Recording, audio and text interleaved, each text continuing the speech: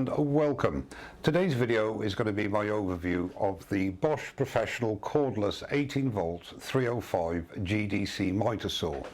What I intend to do is to go through a general overview of its features and then get up close and personal and hopefully demonstrate how easy it is to actually use and dial in the measurements that you require for that perfect cut that you're looking for. It has some very impressive capacities. I will make no apologies for the length of this video, as I want to go into as much detail as possible with regards to general dimensions, cutting capacities, and indeed how to operate the controls and how easy they are to access. There are a couple of little niggles which I'll also mention later on in the video, but they are really quite insignificant. So, without further ado, let's get on with the overview of the Bosch Professional 305 GDC Mitre saw.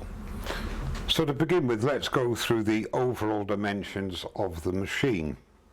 Now, with the handle raised, and I measured this myself, from the top of the handle to the underneath of the base is 68 centimetres or 26.7 inches, and with the handle lowered it is 48 centimetres or 18.9 inches. Now, the width of the machine as it stands here is again 68 centimetres or 26.7 inches. With the bed extensions fully extended, it comes out to 109 centimetres, which is 42.9 inches. And then the depth from the front of the adjustment knob here to the back of the machine is 82 centimetres or 32.3 inches. A lot of thought has gone into the ergonomic design of this machine. All adjustments are accessible from the front of the machine, which is obviously a very good point. If we start with the battery just slips in to the motor at the back, and click that in and we're ready to go. To the back of the battery is a transport lock which secures the arm when it's being transported. And to the left, just to undo that again, to the left is a depth screw. You merely slide the plate out and alter this spring-loaded bolt to whatever dial-in you wish to get the depth of cut you're looking for in your groove. And don't forget to put that plate back to allow you full movement. And then if you've got a longer piece, again you've got two locking levers here, and then you can bring out the extension beds and lock them into place. And likewise, if you want to move the fence out to secure more longer material, you can, and you lock them back with the thumb screws at the back there. All very easily accessible. At the front of the machine you've got the mitre lock. You unscrew the mitre lock, the red lever underneath, you lift it, and if you don't engage the lock here, it will go into predetermined indents, and to the right it'll go to 15 degrees, 22.5, 31.6, and indeed 45. And again to the left you've got the indent at 15 degrees, 22.5, 31.6 and your 45 degrees. Now the thing is here that you can go up to 60 degrees to the right and you can go to 52 degrees to the left. Now, if you want complete freedom to move to whatever angle you want, you lift and put the lock on, and then you've got complete free movement to whichever angle you're looking at. And then just click off the lock and it'll center back on the 0 degrees. Now to the left you've got the bevel mechanism locking lever, and to the right there is a dial which allows you to go to the right or to the left. Before I do that, I'd like to mention one point. When you unlock this lever, there's quite a lot of force needed to do that, as indeed to lock it in place. I tried to loosen it slightly as in the manual, and to be honest with you, when you've got it over at, let's say, a 45 degree angle, there's quite a bit of weight going down through gravity, and if you haven't got the strong lock, it could move. And I'll just demonstrate that now. Locking lever up, and then to the left, let's just go to the right here. So I'll move my dial to the right, and I have it there at its full 45 degrees. Now let's just say it's at sort of, what is it there, 20 odd degrees. Lock it into place. Now there's quite a bit of weight wanting to go down to the right here. Well, of course, if this hasn't got the grip, that could well move. Well, this is not moving anywhere. So I would personally leave it as the factory ships it out. And then just put it back in to your 0, and it locks in there, and then lock him down. So we're back to normal operation. Just behind the extraction port here is a lever, and you pop that lever down, and I will show you in a close-up later, and that puts the axial glide in operation for your sliding mitre cuts. Absolutely effortless. And one of the big advantages is that you don't need any space. You've got a little bit on mine, but you need no space behind the machine. You haven't got any bars, and you haven't got any bars coming at the front here getting in your way. It is a really good and effortless system. Now let's talk about the motor and the batteries. The motor is a brushless motor, and it uses the Procore new technology 5.5 amp, 8 amp or 12 amp battery system from Bosch. Now the brilliance of a brushless motor is that there is no maintenance, because obviously you've got no bronze brushes, which will over time wear out. So that is a big advantage too.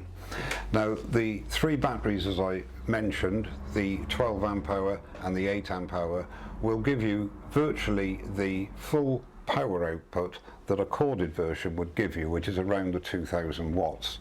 I've gone for the 5.5 amp hour because in my situation it is more than enough power for me, and it gives me around the 1800 watts, comparable to a corded version. Now the recharge time of these batteries is very impressive as well. It takes around an hour to get it from 0 up to full capacity. You have 3 sets to choose from, and each one has different capacities. Obviously the 12 amp hour is going to give you maximum power for the longest time, but as I say, for my situation the 5.5 amp is more than adequate. A good feature also is that the machine is completely backward compatible with your ordinary standard 18 volt Bosch batteries. So if, like me, you've got an impact driver and a cordless drill, they use 3 amp and 2 amp, which I've got here of the old system.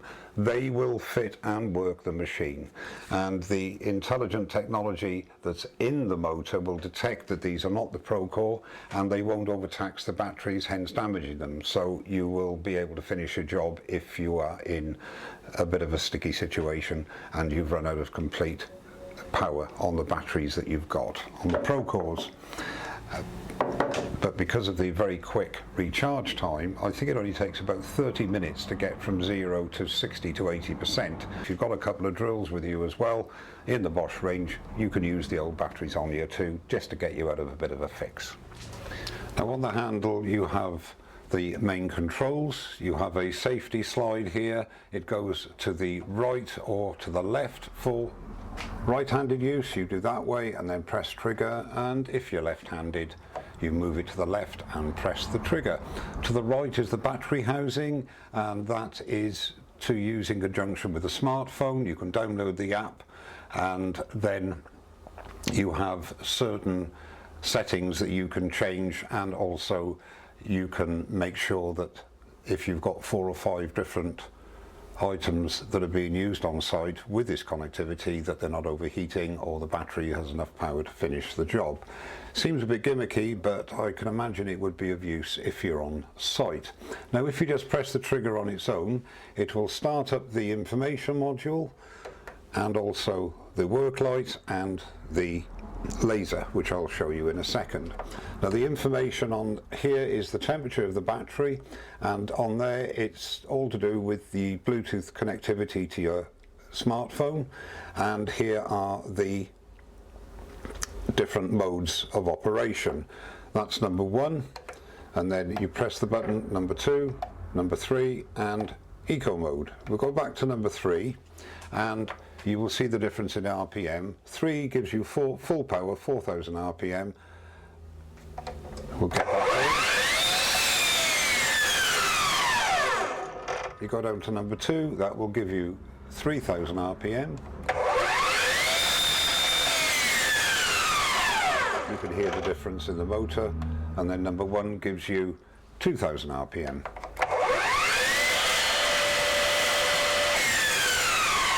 And finally, eco mode.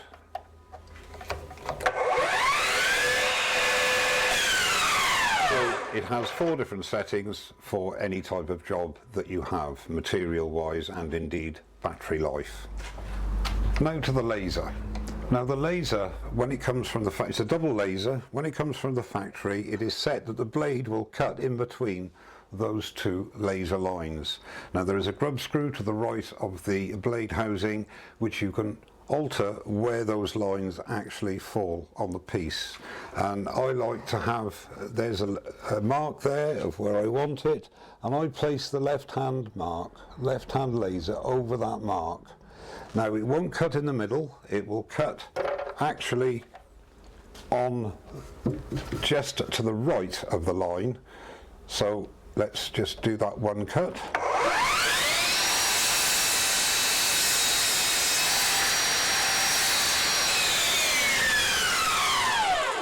And as you can see, it's cut just to the right of the line, and that's how I like it. Okay, on the prettier side of the machine now, the machine comes with a dust collector bag, and to be quite honest with you, I've never felt they're much good at all. So in actual fact, I've just got it hanging here for the sake of the video, but I've already taken it off, and I will connect my vacuum extractor. Now for those that will be doing that, the inside diameter of this here is 30 millimeters, and as luck would have it, that fits nicely onto one of my adapters on my extractor, so that's what I'll be using. I'll be cutting that away there. I just left it on for this video, and the inside diameter of the main pipe is 45 millimeters, to give you some idea of what type of adapter you would need. But I'll be leaving this on, cutting off this rib here, and I connect my vacuum extractor in there. It fits nice and neatly and does a good job of getting rid of the dust. And just behind here, I don't know if the camera will pick that up, is that little lever I was talking about, again accessible from the front of the machine to initiate the glide. And I will go through 3 items on the machine which I think could be improved, but we'll do that in a minute. Okay, so blade change. Make sure that you remove the battery. We'll just put that up here. Now the blade is a high quality blade, a 60 tooth blade, and in fact is made in Italy by Freud, who, in my opinion, one of the best blade manufacturers out there. So it's a good quality blade. Tungsten carbide tips, fully resharpenable as well. Now leading on to one of the other things that is a slight niggle, when you change a blade, you've always got to be fighting with the guard, and the guard's very important. Now one of the options is to take it off, to loosen it all off here, but I found if you just get a clamp and hold it there, then that's going to hold it out of your way while you're doing the blade change. Now on the back here there's a little red knob which is the blade lock, and with a provided Allen key. Just remember that it's a left-hand thread, so apply the lock and go forward to undo the screw. Don't lose that.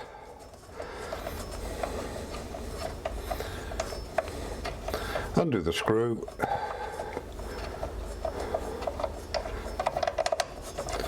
This is in real time. Take off the plate and make sure that goes back on the right way, and for a quick blade change.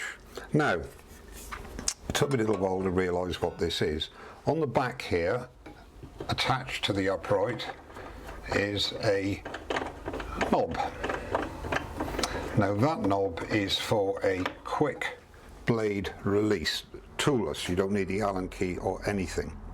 So what you do, don't lose it, is you place your blade, and you can see the advantage of having a clamp here.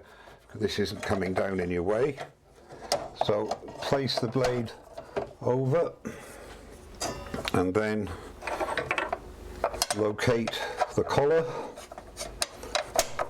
and then all you do is tighten. Remember, it's a left hand thread.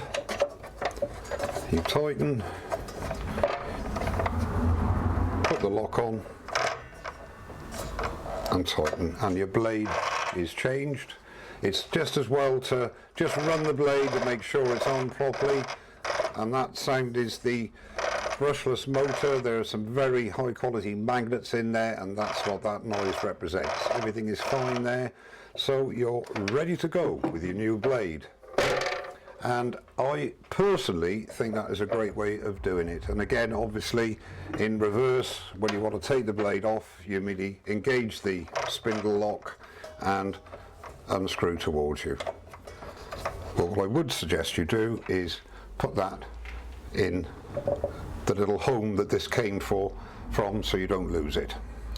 To help with safety and security, it's always advisable to mechanically clamp your work to the machine where possible, and a screw clamp is provided which slots over a post.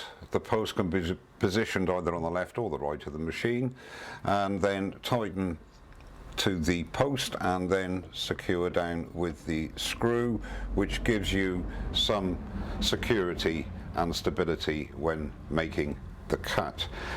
If you can't actually get your work within the range of this clamp, then you could use either a quick release clamp like this one, or indeed a deeper C-clamp like that.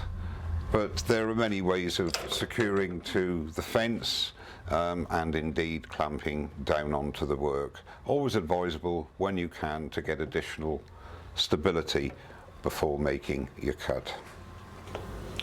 And one final feature to cover: if you're making a very thin cut, taking a sliver off this piece of timber for example, the offcut could well fall down into here, and that is a pain to get out. Well, there are 3 Allen screws on each side of the plate here, and you can loosen those and adjust them to the width of the blade, giving you a 0 clearance, and that means then that the little sliver is not going to fall down in here. Just another feature to mention. So now I'm going to demonstrate a series of cuts, and I'll start off with the sliver. As we said earlier on, I've got the plate adjusted now to a 0 clearance, and we'll make the cut.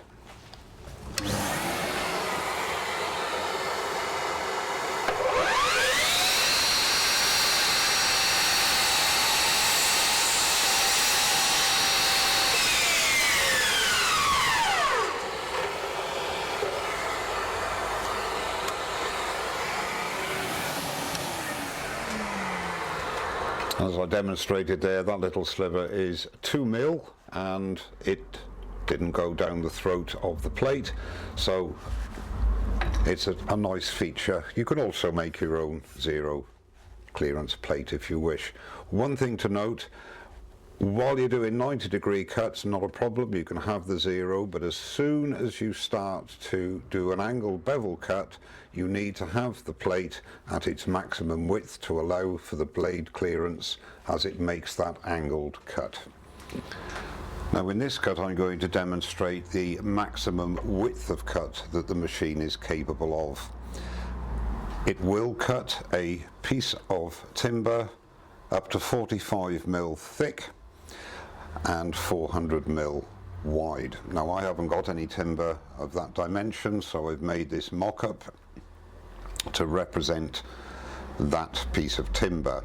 The only difference is that the timber I'm going to be cutting is only 25mm, so remember that you have another 20mm of thickness that you could actually go through.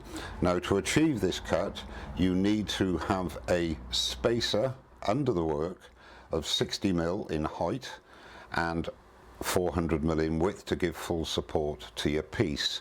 Now, the reason for the spacer is that it allows the full width of the blade to come in contact with the wood and cut it.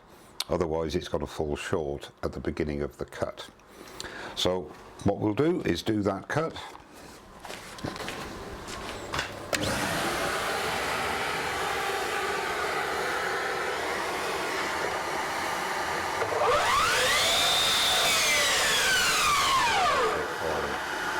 Maximum power.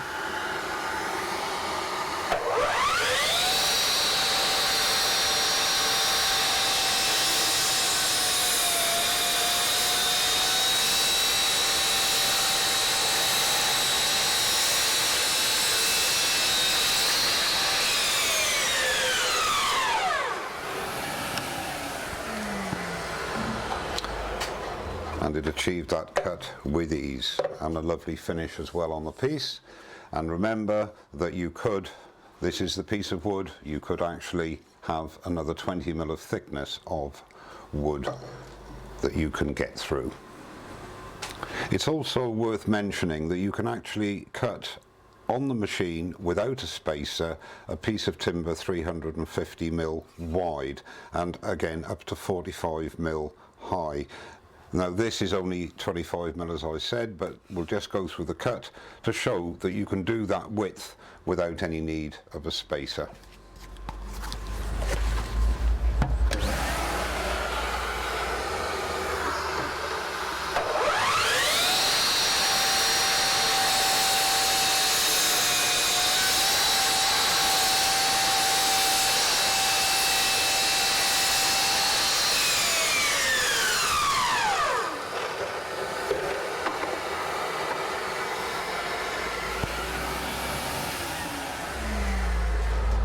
And again, as we've come to expect, a really good finish and a very clean cut.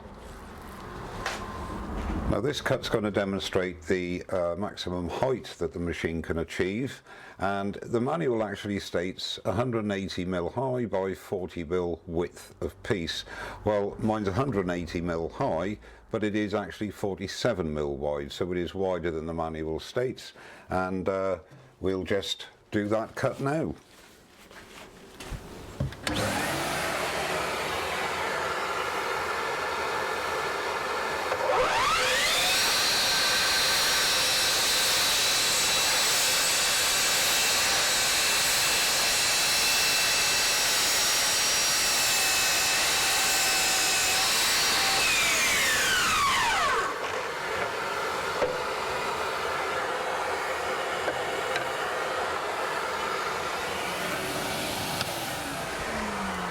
Again, lovely clean cut, and not a problem at all. And if you really wanted to push the boundaries, you could actually go another mil or two, but I think the point has been proven. So the final 90-degree cut that I'm going to demonstrate is on this piece of 122 by 122 spalted beech. The manual states that the capacity would be 120 high by 250 wide. Well, I haven't got a piece of wood to that dimension, but hopefully this will just demonstrate how the machine performs on a lump of wood like this. And it's worthy to note that I've got a backer plate there to make sure that the blade can complete the cut at the back end here, and I've got it securely clamped as well with a clamp.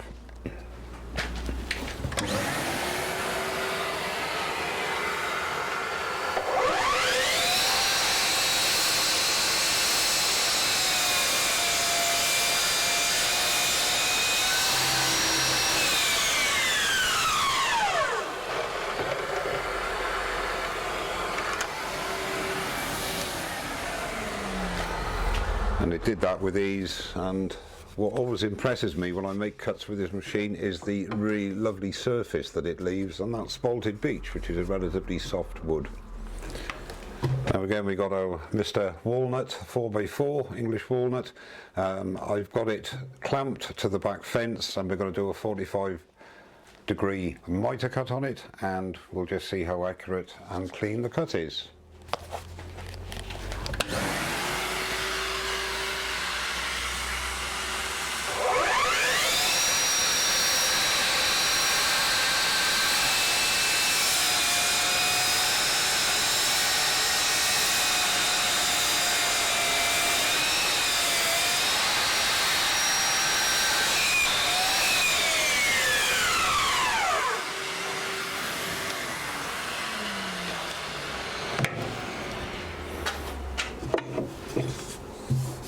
Lovely finish, and I'll just check the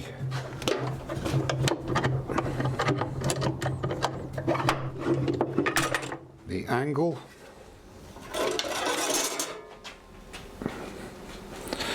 And I've got this at 45 degrees, and I think you'll agree that that is spot on. And the final cut is going to be on this bit of oak batten here, and I'm doing a mitre cut of 31.6 degrees and a bevel cut of 45. It doesn't necessarily mean it's going to be a cut you're going to use, but we'll just see how it does.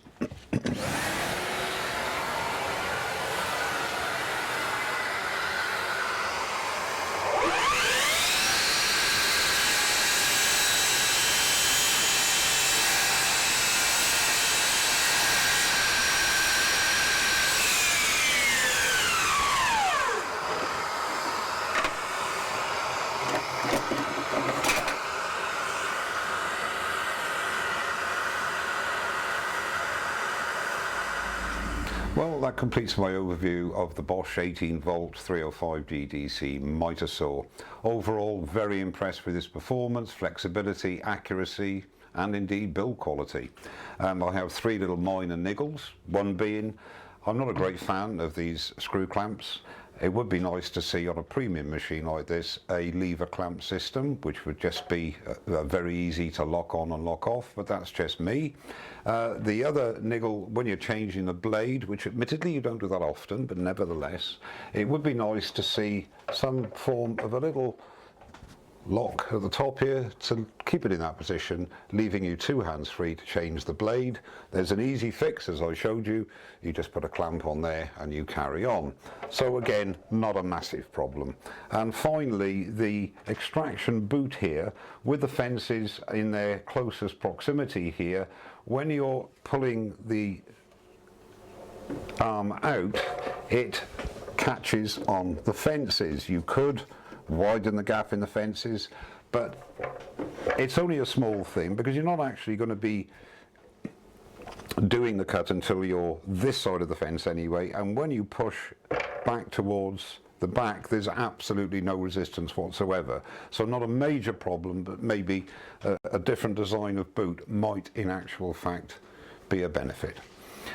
But apart from that, and of course to mention, always wear safety eyewear when operating the machine, and indeed ear protection. The machine is quite loud, so ear protection is very important. The extraction system, as I say, a nice touch to have a bag, not very effective as they aren't on many machines.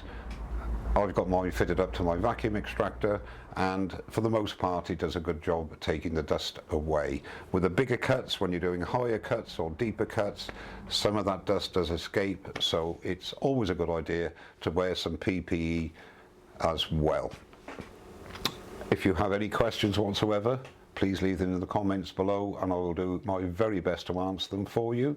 Or you may want to contact Axminster Tools direct at their technical service department, and they will do their best to answer any queries you may have as well. The tool is now available at Axminster, and I'll put a link, as I always do, in the description below. And apart from that, all that remains for me to do is thank you very much indeed for watching. Don't forget to subscribe, and I'll see you very soon. Cheers now.